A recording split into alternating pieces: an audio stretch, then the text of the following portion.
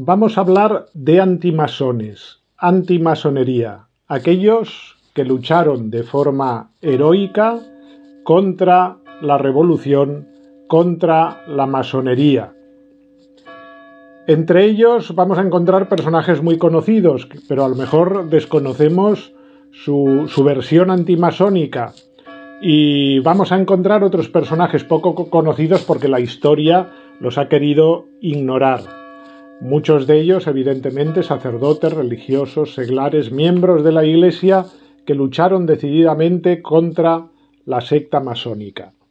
Empezamos con uno que es especialmente admirado, venerado, que es San Maximiliano María Kolbe, franciscano, conventual polaco, mártir, como sabemos muy bien, concretamente el 14 de agosto del año 1941 en el campo de concentración o de exterminio de Auschwitz, en Polonia, en su tierra. Había sido recluido, acusado de actividades subversivas y también de haber ayudado y escondido a innumerables judíos. Como castigo por una fuga que se produjo en dicho campo, conocemos seguramente la historia, el sargento y miembro de la resistencia judía Franciszek Gajowniczek fue uno de los prisioneros elegidos para morir de hambre como castigo, como represalia por el intento de huida. Este Franciszek, casado, padre de un hijo, en el momento de conocer la sentencia, empieza a llorar, se lamenta por la suerte de su familia, de su hijo, e inmediatamente Kolbe, San Maximiliano María Kolbe, se ofrece voluntario para el castigo fatal en lugar de aquel sargento.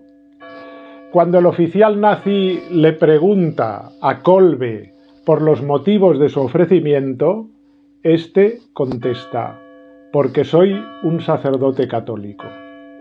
3 semanas más tarde fue asesinado con una inyección letal. Kolbe fue un gran propagador de la devoción al Inmaculado Corazón de María, un acérrimo combatiente contra el modernismo, contra la masonería y contra el sionismo. Es importante redescubrir esta faceta suya contrarrevolucionaria y muy activa. En 1917, el joven Maximiliano Kolbe, estudiando teología en la Universidad Gregoriana en Roma, vio una manifestación muy singular. Era una manifestación de masones, una manifestación tremendamente, recuerda él, anticlerical, blasfema, muy ofensiva, que se aproximaba y llegaba a la plaza de San Pedro. Era, como digo, el año 1917. Los masones celebraban, por lo tanto, su aniversario, 200 años de la fundación de la masonería especulativa en 1717. Su presencia en Roma era pública y era muy activa. Por todas partes había pancartas, había carteles, se repartían folletos. Kolbe registró aquellos hechos que le impactaron tanto en su conciencia de joven católico, en sus cuadernos. Procesiones blasfemas de masones en el Vaticano, con canciones en honor a Satanás. Algunas de sus pancartas llevaban la inscripción: Satanás gobernará en el Vaticano y el Papa será su esclavo. Kolbe escribió que vio cómo se colocaban con un estandarte bajo las ventanas del Vaticano. Escuchemos el relato que hace el mismo Maximiliano. La masonería en Roma apareció cada vez más en público y desplegó a plena vista de las ventanas del Vaticano sus pancartas, que representaban a San Miguel Arcángel pisoteado y derrotado por Lucifer, y distribuyó folletos que injuriaban al Santo Padre. Así actuaba aquella masonería, como digo, muy activa, muy osada, con motivo del 200 aniversario de su fundación. Kolbe escribe, recordando el texto de esta pancarta. La pancarta decía: Satanás gobernará en el Vaticano y el Papa será su esclavo. Y dice así Kolbe: Este odio mortal a la Iglesia, a Cristo y a su vicario procede del principio de la masonería, la destrucción de todas las religiones, pero especialmente de la católica. En todo el mundo las células dispersas de esta mafia se esfuerzan de las más variadas formas, más o menos visiblemente, por alcanzar el mismo objetivo. Al hacerlo, utiliza toda una horda de asociaciones con varios nombres y propósitos que bajo su influencia aún propagan la indiferencia religiosa y debilitan la moral. Son palabras del mismo Kolbe. En cierto sentido, Kolbe se da cuenta inmediatamente que de alguna manera los masones ya han logrado su victoria. Ya han logrado su victoria. El paradigma masónico se está instituyendo como fundamento de la sociedad del siglo XX. La Primera Guerra Mundial, donde la juventud europea había sido enviada a matarse unos contra otros en los campos de batalla, era una guerra moderna, era una guerra hija del progreso, de ese progreso que se convierte en el objetivo principal de la modernidad y, como no, también de la masonería. Pues bien, una guerra moderna, hija de la modernidad, donde las ideologías fratricidas que han sustituido del todo a la verdad cristiana, esas ideologías armadas soberbiamente con su progreso, se van a destruir mutuamente. Estamos en ese momento de la historia. Es 1917. Ya no existían los estados pontificios. La plaza de San Pedro pertenecía entonces al Estado italiano. No había Estado Vaticano. No se habían firmado todavía los pactos de Letrán, que serían en 1929 con Mussolini. Por lo tanto, los masones consideraban que la Iglesia estaba a punto de desaparecer. De ahí la osadía de llegar a la plaza de San Pedro mismo, ¿no? Impunes, para afrentar a la Iglesia, para afrentar al Papa. Estaban convencidos de que la Iglesia se acababa, que el paradigma masónico estaba por completar sus deseos más ardientes. Es la época también, fijaos, 1917, de las apariciones de Nuestra Señora de Fátima, y estamos, además, en vísperas de la revolución bolchevique en Rusia. Los revolucionarios rusos derrocarán al zar cristiano, asesinarán a toda su familia, instalarán un régimen comunista, ateo, culpable de la muerte después de millones y millones de personas. Estamos a la puerta de esto. Da la sensación que la masonería realmente está alcanzando cotas de influencia en la sociedad, en la política, en la economía, ingentes. La religión católica y el nombre de Jesucristo ha sido eliminado ya en estas fechas de la vida social y política. Parece, en efecto, que los masones han alcanzado sus metas, de ahí su osadía. Esta fue la escena que Kolbe contempló siendo un joven estudiante. Y esta es la escena que le movió a hacer algo, Maximiliano escribió: ¿es posible que nuestros enemigos deban continuar con su trabajo hasta el punto de tomar el control y que nos quedemos inactivos o a lo sumo simplemente rezar sin tomar ninguna acción? ¿No tenemos armas más poderosas que las de ellos? ¿La protección del cielo y de la Virgen Inmaculada? La Reina Inmaculada e invicta, que lucha contra toda herejía, no cederá el campo al enemigo que vuelve a levantar la cabeza. Si encuentra sirvientes fieles y dóciles a sus órdenes, obtendrá nuevas victorias mayores de las que imaginamos. De aquí nace, de esta devoción a la Virgen, de esta seguridad de que ella es la vencedora de todas las herejías, de que ha de iniciar un combate contra la masonería. Se me ocurrió la idea, escribió, de fundar una asociación para luchar contra la masonería y los otros servidores de Lucifer. Le llamó, como sabemos muy bien, la Milicia de la Inmaculada. Se llamaban ellos los Caballeros de la Inmaculada.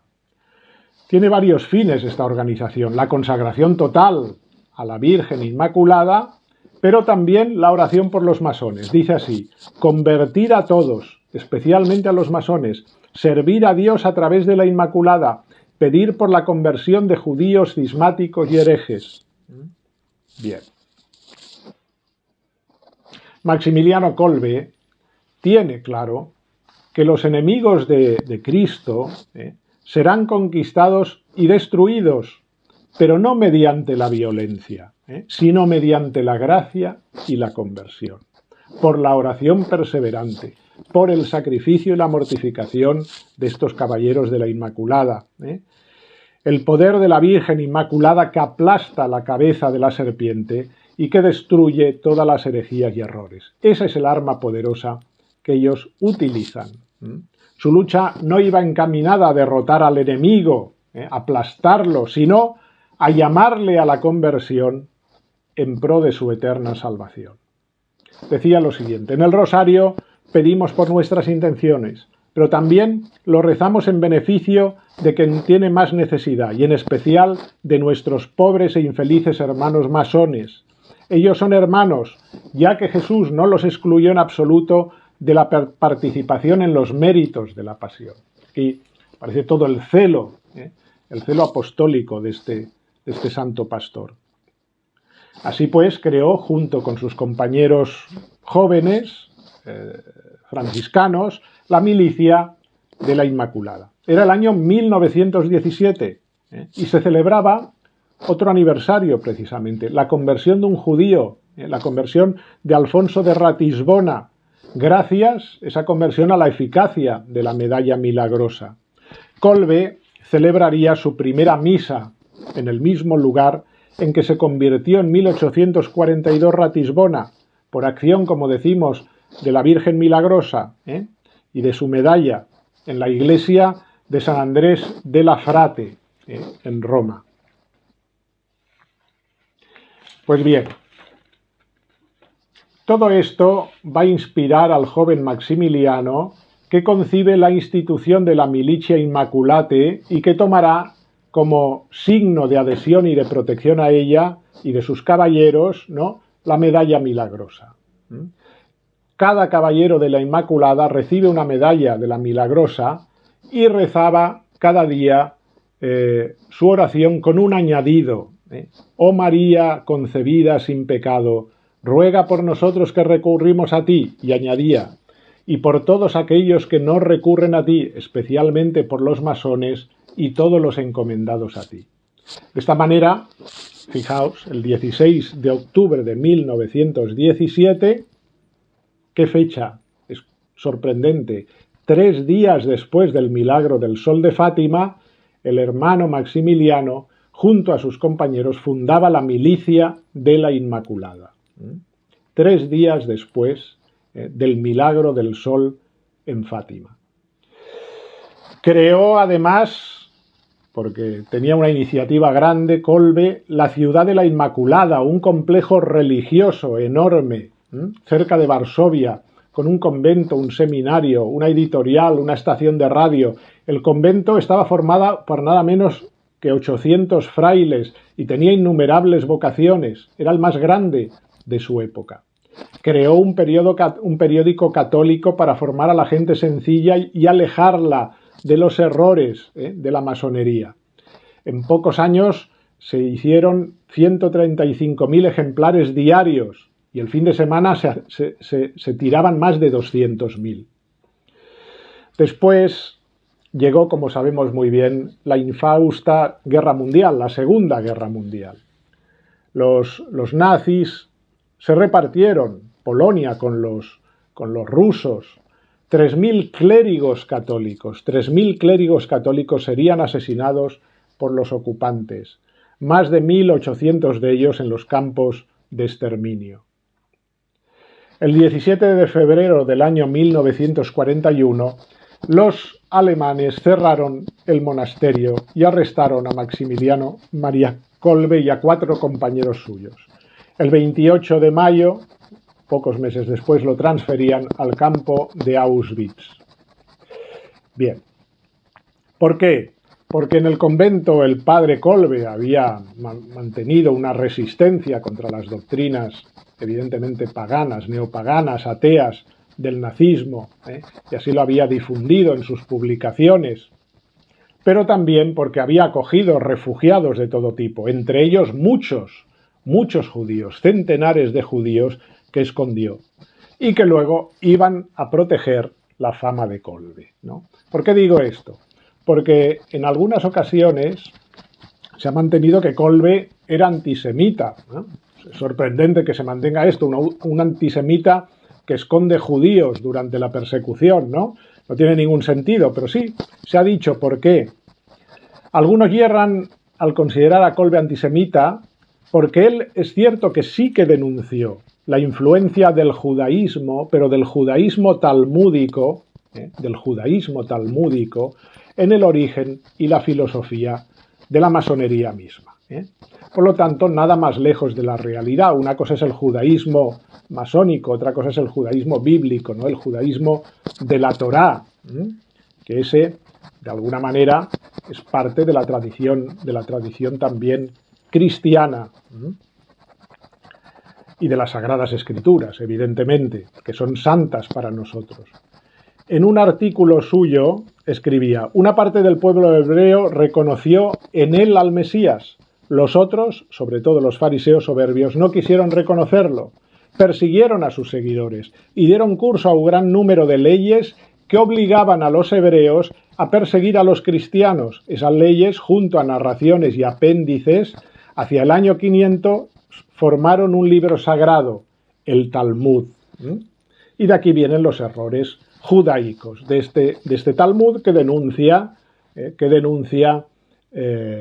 claramente Kolbe. Es este judaísmo, el talmúdico y farisaico, que el que iba a extenderse después de la caída de Jerusalén, este es el que Kolbe señala como sustrato en el que iba a nacer la masonería. El judaísmo talmúdico es una construcción tardía, podríamos decir. El judaísmo fariseo talmúdico triunfó gracias a una serie de circunstancias históricas. Primero, sobre todo, como decíamos, la destrucción del Templo de Jerusalén eliminó la competencia de la casta sacerdotal, que era la que tenía la legitimidad y la preeminencia en el pueblo judío desde siempre, y nadie se lo discutía, pero con la caída del templo los sacerdotes desaparecen. Son los fariseos los que se van a hacer con el poder, especialmente en el concilio de Yamnia. El triunfo del cristianismo además aisló al judaísmo y creó las condiciones para la larga hegemonía de esa interpretación farisaica que se iba a poseer del judaísmo ya hasta nuestros días. El judaísmo talmúdico fue, podríamos decir, como una especie de manual de sobrevivencia de un pueblo políticamente vencido en la diáspora, que se veía condenado a vivir en el exilio. Es un judaísmo pragmático, de alianzas con los poderes del mundo, con los poderes locales, que asegurasen la protección del pueblo judío y las prerrogativas de sus comunidades. Una política muchas veces mundana, sin ningún significado trascendental, solo la búsqueda de ámbitos de poder donde poder dominar. Existe, en efecto, un verdadero judaísmo mosaico, lo hemos dicho antes, el de la Torá. Ese claro que lo respetaba Kolbe y lo amaba, es decir, porque es parte de nuestra tradición también. La Torá sagrada también para los cristianos, que merece nuestra veneración. Pero luego existe este judaísmo posterior, tardío, como digo ya, que nace con los fariseos, que va a dar lugar posteriormente, en siglos posteriores, a la Cábala, y que por eso llamamos judaísmo talmúdico cabalista, que era el que denostaba Kolbe, como lo hacemos también nosotros. Decía así: las conexiones entre la masonería y el judaísmo son mucho más íntimas de lo que se podría pensar. El espíritu de la masonería es el judaísmo en sus creencias más fundamentales. Sus ideas son judaicas, su lenguaje es judío, su organización es casi judía. Cada vez que me acerco al santuario donde la masonería realiza su trabajo, escucharán el nombre de Salomón, el templo de Hiram, el Dios de Abraham. Pero la prueba de que Kolbe no era antisemita es que Si fue llevado a Auschwitz y murió allá, entre otras razones, fue por el asilo que dio a cientos de judíos perseguidos. En el momento de la prueba, cuando fueron abandonados a su suerte, Kolbe se hizo cargo de centenares de judíos a los que ocultó. Y esto le sirvió a él para ser condenado también a seguir la misma suerte que ellos.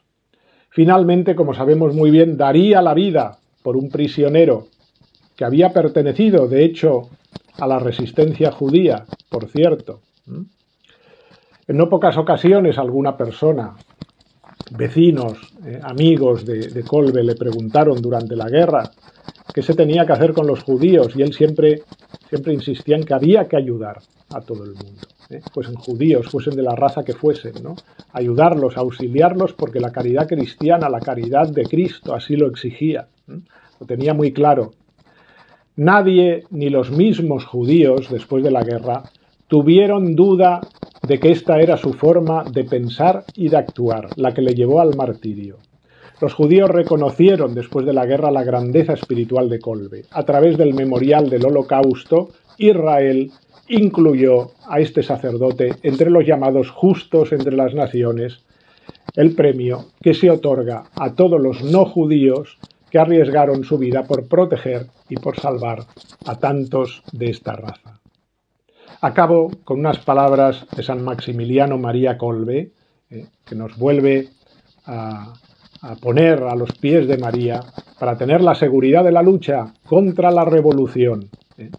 La Virgen sin mancha, vencedora de todas las herejías, no cederá el paso ante su enemigo amenazante si encuentra servidores fieles, dóciles a su mandato. Ella obtendrá nuevas victorias, más grandes de las que podríamos imaginarnos.